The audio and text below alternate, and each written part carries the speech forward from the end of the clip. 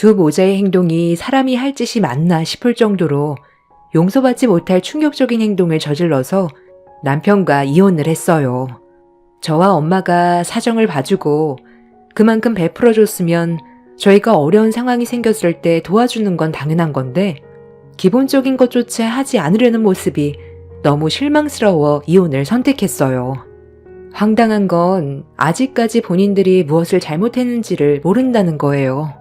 그런 모습을 보니 그동안 함께 해왔던 세월이 너무 후회스럽고 아깝더라고요.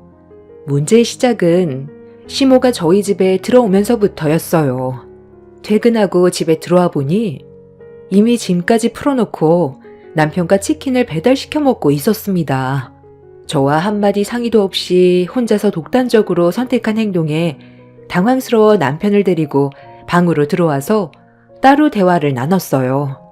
그런데 하는 말이 시모가 우울증이 있어서 병원에 같이 다녀왔는데 혼자 있는 시간이 많아지면 우울증이 더 심해질 거라는 의사의 말 때문에 우울증이 어느 정도 회복이 될 때까지만 같이 있어주기로 했다며 저보고 이해를 해달라고 하더라고요. 그 말을 듣게 된 저는 어이가 없었지만 일단 상황 파악을 좀 더 해야 될 것 같아 다시 거실로 나오게 되었죠.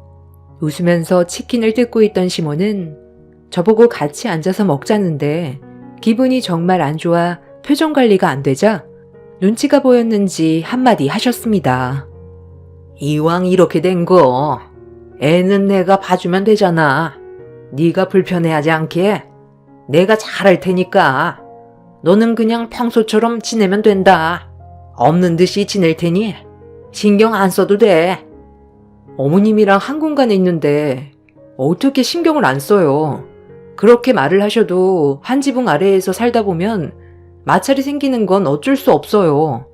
이랑도 성격이 안 맞아서 얼굴을 붉히게 되는 일이 얼마나 잦은데 어머님이랑 같이 지내면 안 그럴 것 같아요? 병원에서 우울증 때문에 혼자 있는 것보단 같이 지내는 게 회복하는 데 좋다곤 했다지만 이 방법은 되려 서로에게 스트레스만 주지 않겠어요? 차라리 저희 집 근처로 이사를 하는 게 여러모로 서로 좋을 것 같은데요? 당신은 우리 엄마가 우울증이 와서 지금 힘들다는데 이렇게까지 냉정할 필요는 없잖아. 잠깐 지내는 건데 상황을 이렇게까지 안 좋게 만들어야 돼?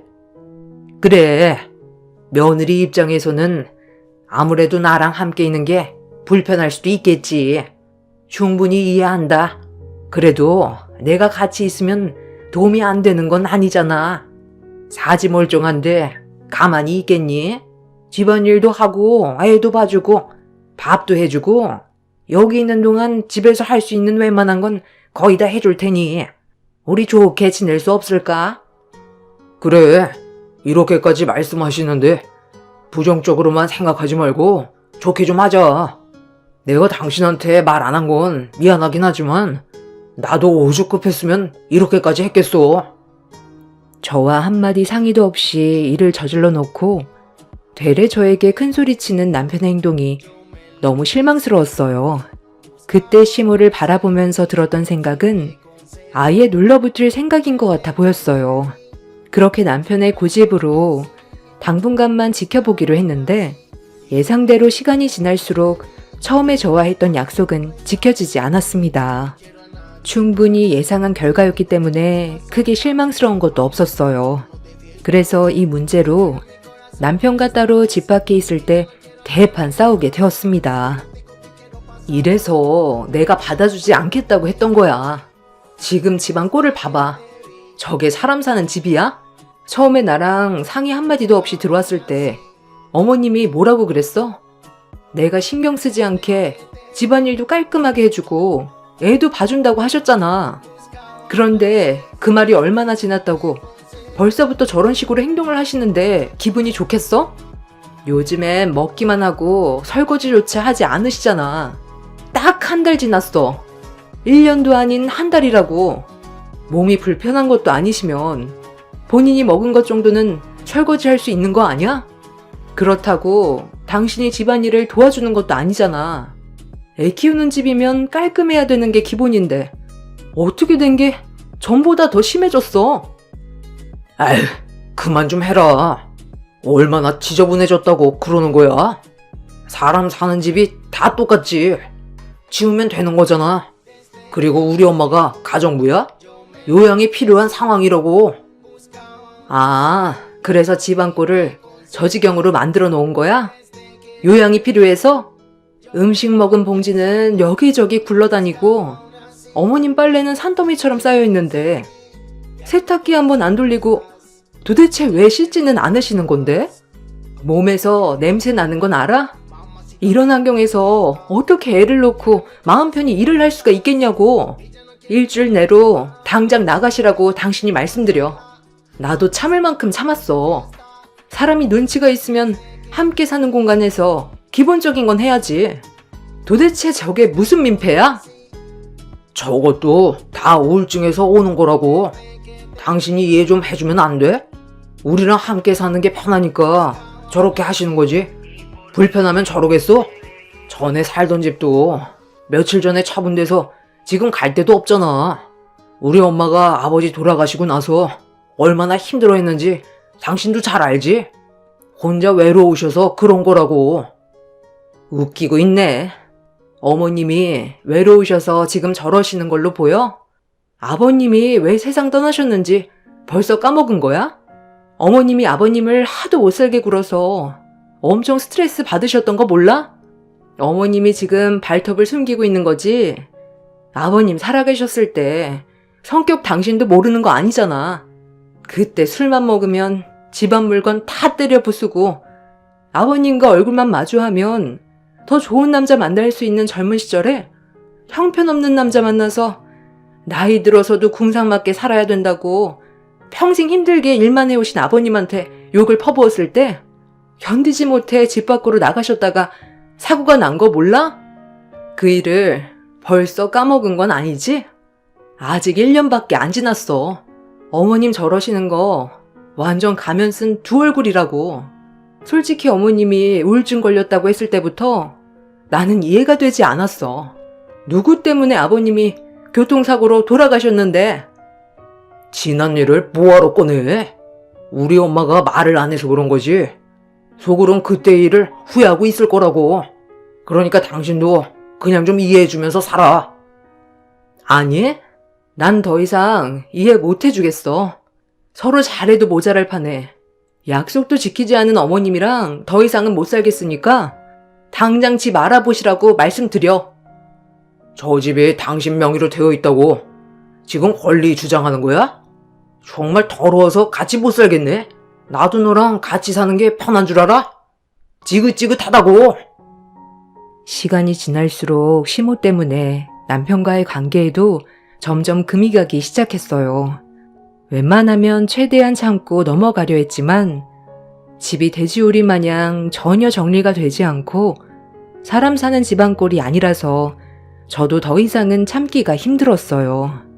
제가 봤을 때 시모는 우울증이 아니라 시부가 떠난 뒤 입이 근질거리고 괴롭힐 사람이 없어져서 저희 집에 온 걸로밖에 안 보일 정도로 하루하루가 지날 때마다 달라지는 모습들이 적응하는 게 힘들었습니다. 그렇게 남편과도 점점 더 안 좋은 관계가 되어가고 있는데도 시모는 이런 문제를 모르는 것도 아니면서 전혀 신경을 쓰지 않고 있었습니다. 그래서 그날 한바탕 난리를 쳤어요.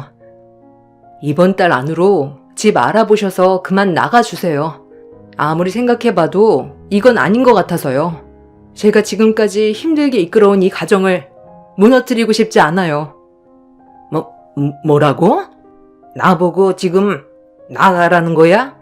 아니, 내가 뭘 어쨌길래 나가라는 거니? 나도 이 집에 살면서 마음 편한 줄 알아?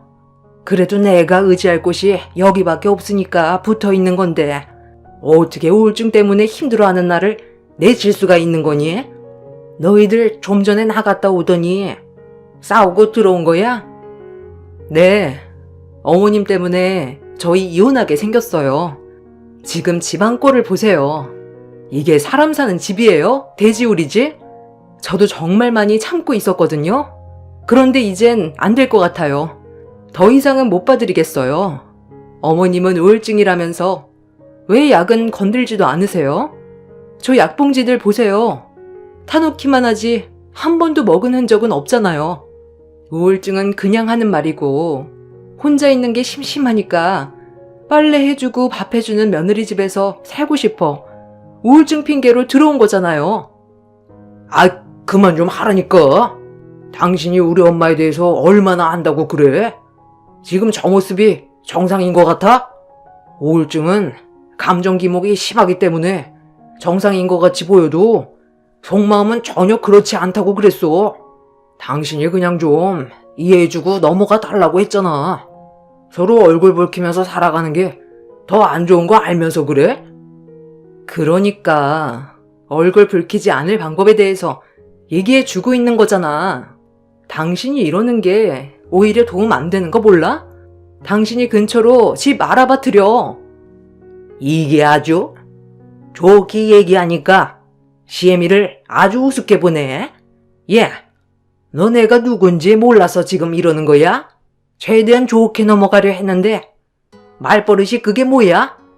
너 내 성격 몰라서 그래? 요즘 일이 잘 안 풀려서 기분이 상당히 안 좋은데 너까지 내 속을 뒤집어 놓니?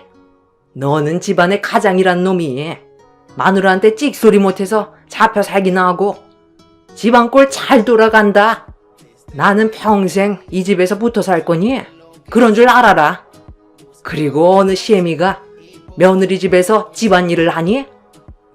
막 나가는 시모의 말을 더 이상 듣고 싶지 않았던 저는 작은 방에 있던 시모의 짐을 챙겨 거실 밖으로 전부 꺼내 놓았어요. 막무가내인 시모와 제 편이 아닌 남편도 더는 보고 싶지 않아서 효자 아들 평생 끼고 살라며 남편의 옷들도 전부 거실 밖으로 던져버렸습니다. 두 모자는 저보고 뭐하는 짓이냐며 얼굴을 붉히면서 저를 막아섰지만 이미 화가 머리끝까지 올라와 버린 상태라 더는 두 모자를 상대하고 싶지가 않았어요. 제 눈앞에서 사라져주는 게 제가 살아갈 수 있는 유일한 길이라고 판단했었기 때문에 남편과도 더 이상 함께 살고 싶지가 않았습니다. 두 모자는 분노한 저를 말렸고 저는 두 모자의 짐을 거실 밖으로 전부 빼내고 있는데 갑자기 제 핸드폰에 전화가 울리기 시작했어요. 핸드폰 벨소리에 잠깐 동안 흥분이 가라앉게 된 저는 연락이 온 번호를 보게 됐는데 엄마한테 전화가 왔길래 숨을 고른 뒤 안방으로 들어갔습니다.